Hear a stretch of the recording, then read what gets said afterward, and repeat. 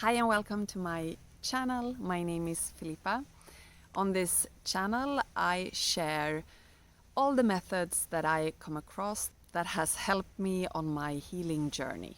And in this video today I will share my insights on healing my rectocele, which is a type of prolapse.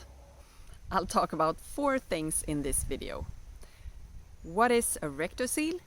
Why do you get a rectocele? What are the symptoms of a rectocele? And my top 3 tips to heal a rectocele. What is a rectocele?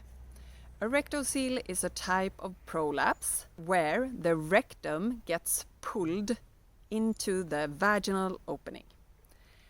And it's actually not the rectum itself, it's the vaginal wall that is pulled down. The vaginal wall is not able to hold the rectum up. So the pressure and the heaviness from the rectum will pull the vaginal wall down, and the vaginal wall is weaker, so it can't really hold it up. And either you have a bulge inside the vagina or the bulge has come even outside of the vagina. Why do you get a rectocele? So from my learnings, what I've learned on my own healing journey is that almost all prolapses, including rectocele, are due to scar tissue. And you can get scar tissue in many different ways. Most women get it from giving birth. Not only vaginal births, but also C-sections. But you can get scar tissue in other ways, and I have other videos where I talk about that.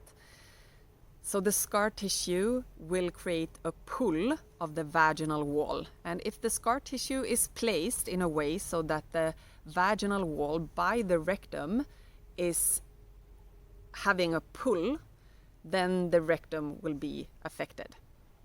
So from my point of view, it's where is the scar tissue placed in your vagina, and you don't really have to figure this out to heal it. That's fine. But it's just that different scar tissue will affect different vaginal walls in different ways.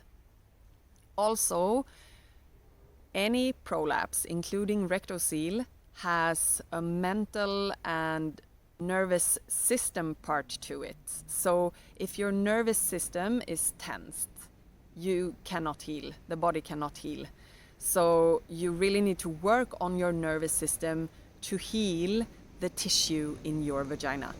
Another root cause for rectocele is what diet you have had, especially if you have given birth. If you have given birth, you have not only built a baby in your body, you've also gone through some kind of birth. And you need a lot of collagen to rebuild your body, and I talk about that in a different video too. So the root causes for rectocele can be many different ones. You could just have a look around on this channel and see what seems to make sense for you and how you want to go forward on working with your body. What are the symptoms of rectocele? So this, for me, was one of the tougher ones when I experienced my symptoms at the most. So what happened to me was that I couldn't go to the toilet doing number 2. I couldn't empty my bowels. And that was really, really frustrating. 1 or 2 times I read online that you can use your finger so you go into the vagina and you press the poo out with your finger. Doing that actually made me so scared. It was so difficult needing help on something that is so fundamental in the body, like so fundamental for the body to be able to poo. And so I just decided that I can't do this. Then I prefer to just have the poo inside. I can't use the hand to empty. And I had actually just started to do hypopressives. I hadn't felt the result of hypopressives yet. Only in the actual position when doing it, I felt really good, but I hadn't experienced any long-lasting result. And it just took a couple of more days, and then I felt the result, because since then I have been able to poo normally. So that could be a symptom of rectocele. Another one could be constipation and also pain around this area, and also vaginal pain, of course. And all of these symptoms, of course, will affect you a lot. So now I'll go into my top 3 tips on where to start if you have a rectocele. What I've actually heard from many who have experienced rectocele over a period of time, and also in combination with other prolapses, is that rectocele seems to be the one responding lastly, or it takes more time for rectocele to actually respond. And that does not have to be true for everybody, but that's just what I've heard. And so it might be that you need to add some more patience in your mind when you start to work with a rectocele if you have one.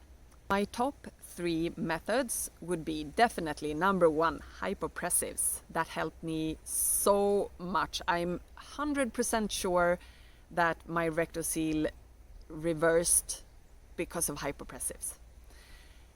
The next one I would say is scar tissue remediation or scar tissue massage for any prolapse, but especially with rectocele.